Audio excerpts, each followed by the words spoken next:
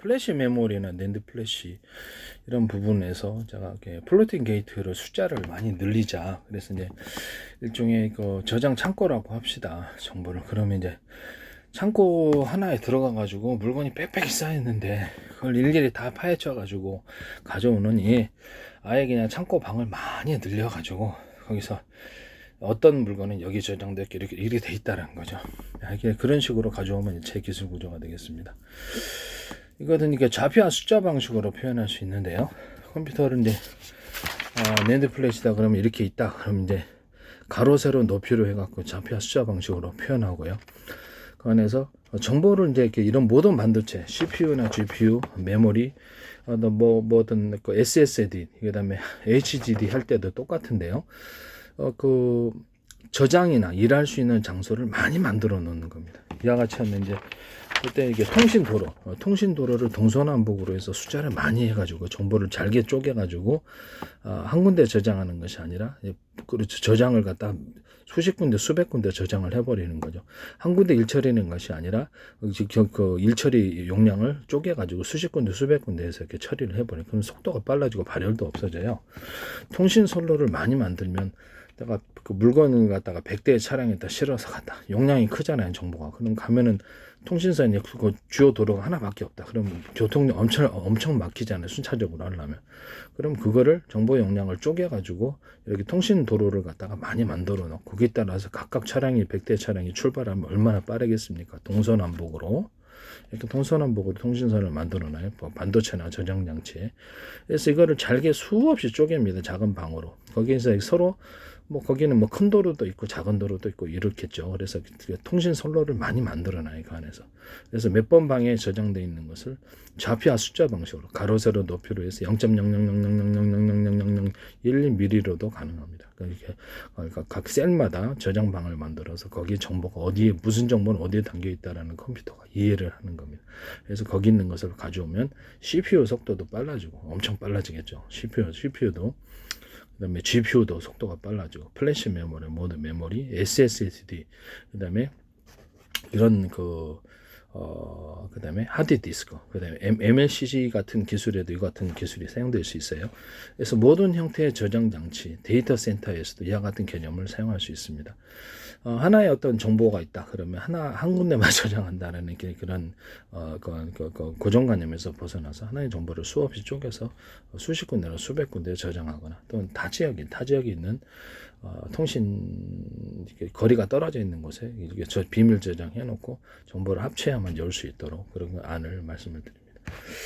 그와 같이 하시면 제 기술 구조가 되겠어요. 그것도 이제 일일이 파일 하나하나를 갖다가 쪼갠 거를 암호를 걸어 놔가지고 자기만 이렇게 암호를 걸어 놔가지고 해킹할 때 다 그 암호를 100개로 쪼개놨다 하나의 정보를 그러면 그걸 다 깨야 되도록 그렇게 합쳐지지 않으면 정보가 되지 않도록 하는 방식도 아주 핵심적인 정보는 타 지역의 통신선에 그때마다 필요할 때만 이렇게 언오프 시켜가지고 이렇게 연결해서 정보를 불러오는 겁니다. 그와 같은 방식을 하시면 제 기술입니다.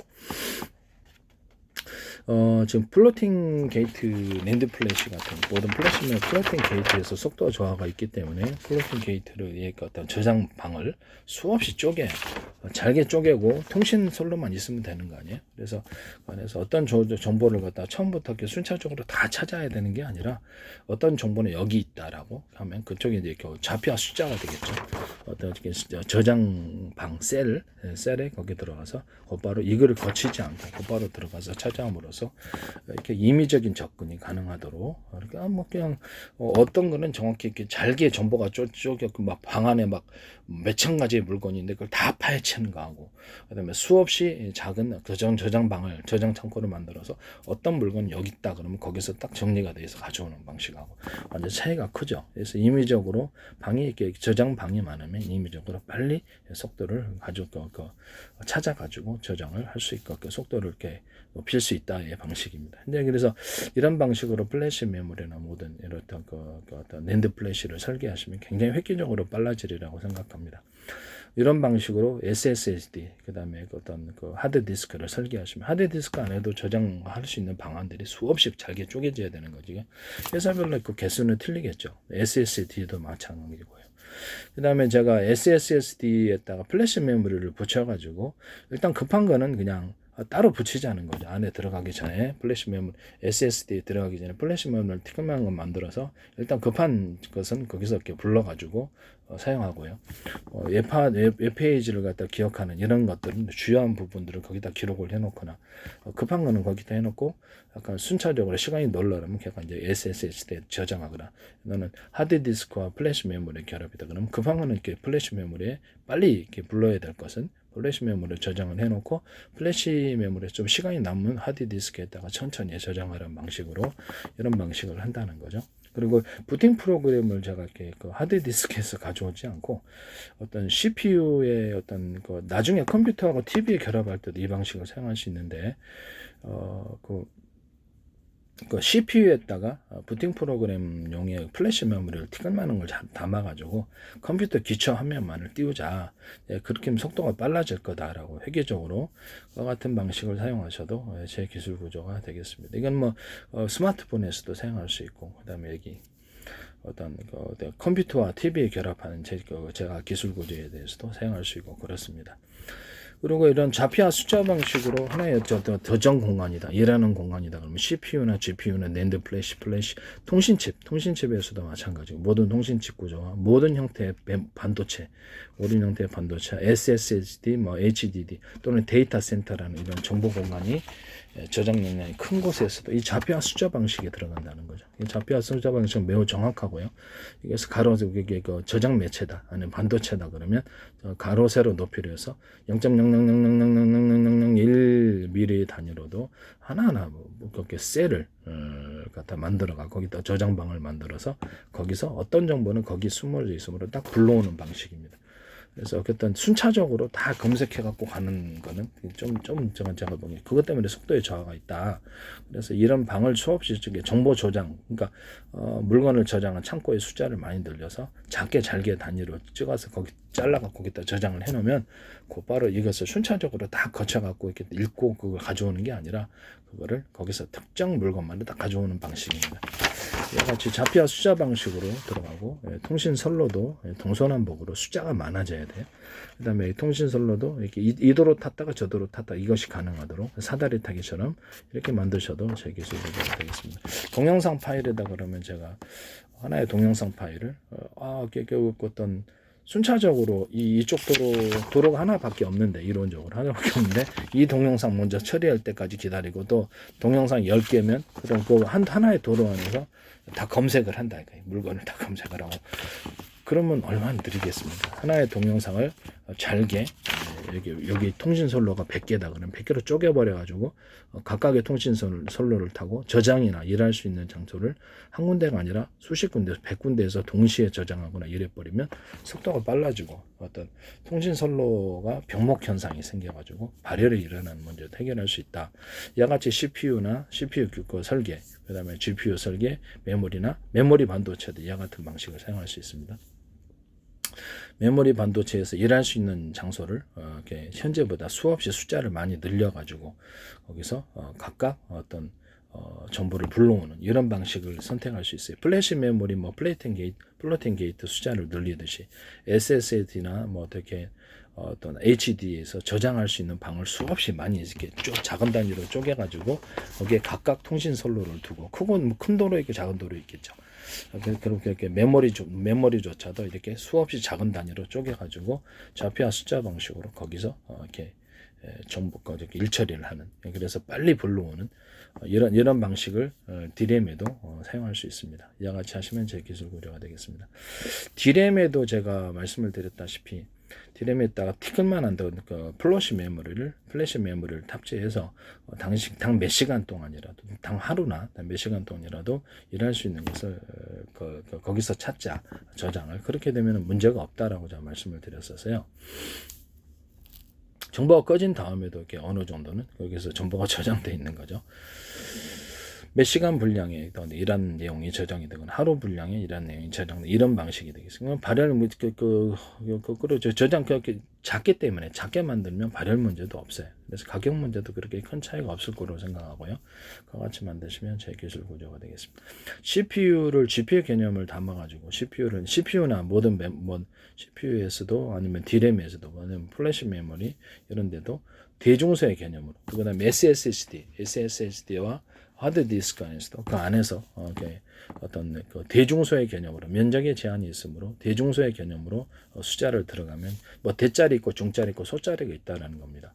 저장 용량 하는데도 그렇고 저장 방도 그렇고 SSD나 뭐 어떤 플래시 메모리 어떤 핫 HDD에서도 저장할 수 있는 공간, 그리고 저장 용량도 대중소가 있을 수 있다. 그다음에 그 CPU도 대중소가 있을 수 있다. 코어도 대중소가 있을 수 있다. 그래서 면적의 제한 속에서 소자를 많이 늘려갖고 필요한 목적대로 사용한다. 그다음에 뭐 어떤 그 캐시 메모리도 대중소의 개념으로 들어간다. 그래서 최대한 많이 숫자를 탑재한다는 거죠. 이렇게 저장 어떤 면적의 제한이 있으므로. 그다음에 ALU, 그다음에 ALU하고 레지스터 이런 것들도 이렇게 대중소의 개념으로 들어가고 트랜지스터나 그다음에 어떤 캐패시터도 대중소의 개념으로 들어간다고 제가 말씀드려요. 그리고 캐패시터를 때 구리회선에다가 약간 대남 매듭구리 마드구리의 동그란 여기 약간 두꺼운 부분을 만들어서 이렇게 전기가 축적대로 해서 캐패시터를 사용하는 제 기술을 사용하시면 제 기술입니다.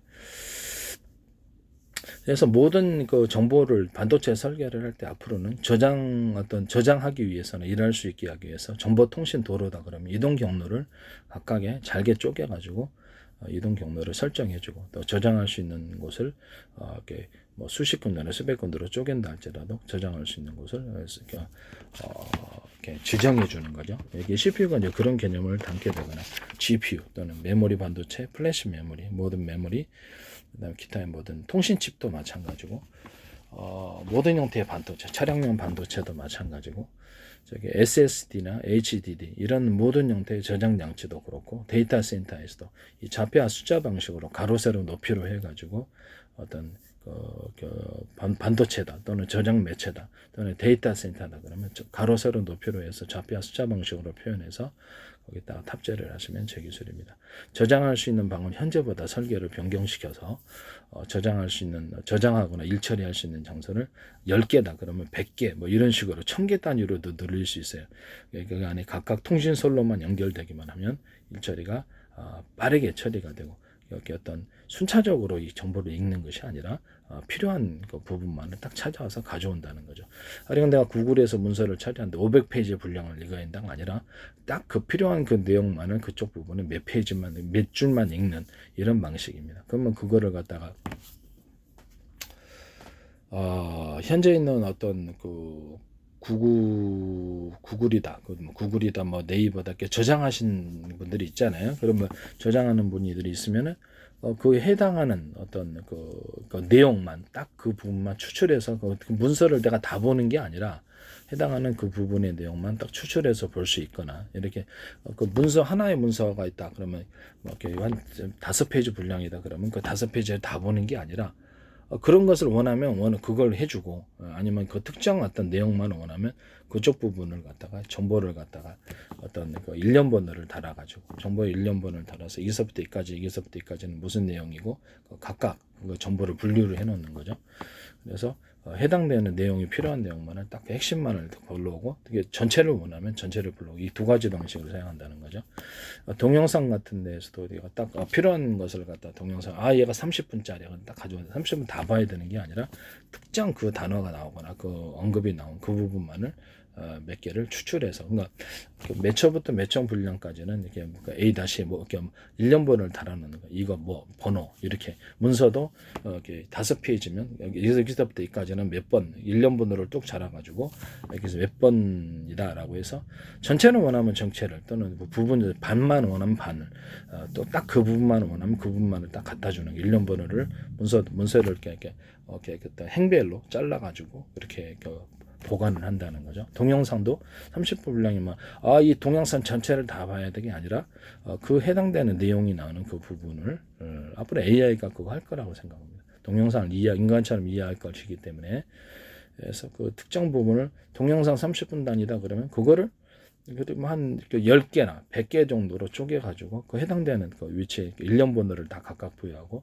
해당되는 것만 딱 뽑아다가 그 내용만을 보게 한다는 이런 동영상 저장 방식, 문서 저장 방식을 사용하시고 또 불러오는 저장했던 거 불러오는 이런 방식을 사용하시면 제 기술 구조가 되겠습니다. 남의 기술 도둑질을 상업화시키지 맙시다.